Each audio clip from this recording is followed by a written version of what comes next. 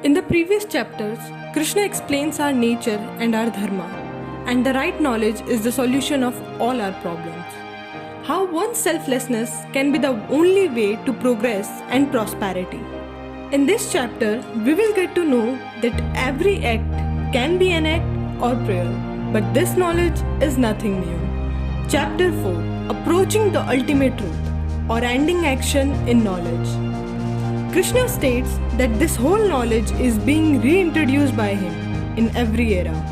It was gained by the sun deity Vivasvana, by Krishna, and then Manu, and so on through ages.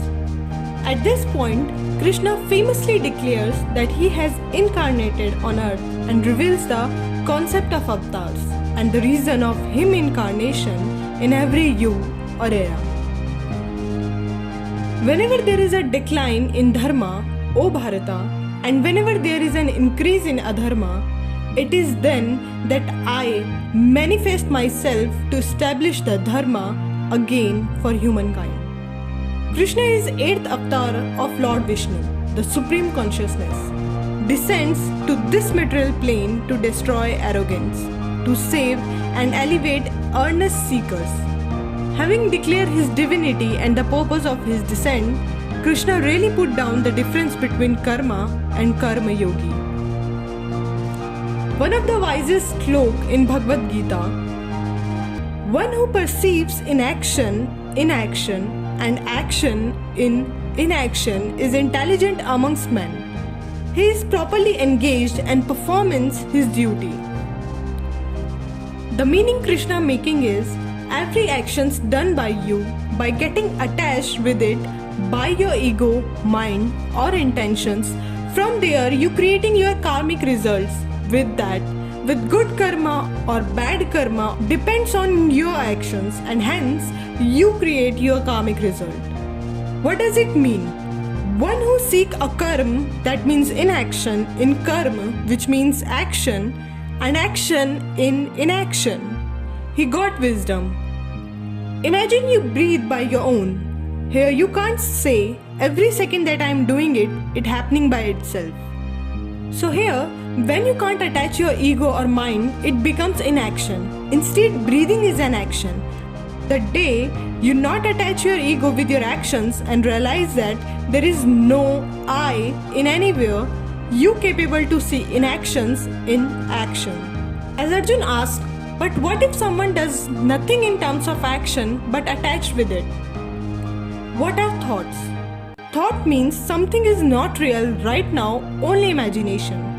So if one thinks creating inaction by avoiding one's dharma or duty, which demands one's attention on that situation, also give birth to karmic results, and the karmic cycle always goes on. And this is particularly relevant to Arjun and us, who is bent to running away from our dharma or duty. Then Arjun asked, what is the actual end of results? The act without attachment of result is yajna. But what yajna here actually means? The inner process where one can make sacrifice for a higher idol. For this, one have to think beyond and gain mastery over the mind and sense by practice of yoga, which also a form of yajna. Krishna states, by detaching our attention from the world, we receive jnana, the knowledge, and this helps us to realize the true knowledge of the Atma. Then Arjun asks, but why it is important? It creates state of consciousness that burn all the karmic consequences. We are no longer materially governed person, we are blind within. But what's the importance of this in our life? You made an action in your young age bound with your ego, mind or intentions. Parallels its consequences also starts from very moment and will come up in future with some results.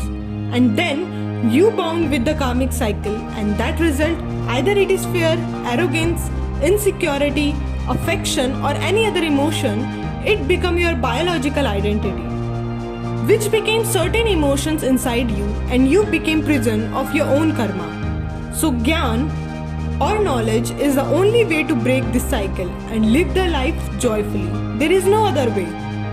Next time, when you making any action, Just think about its consequences, and does you bounding yourself in your own karma trap or you raising above from it? Press bell icon for notification.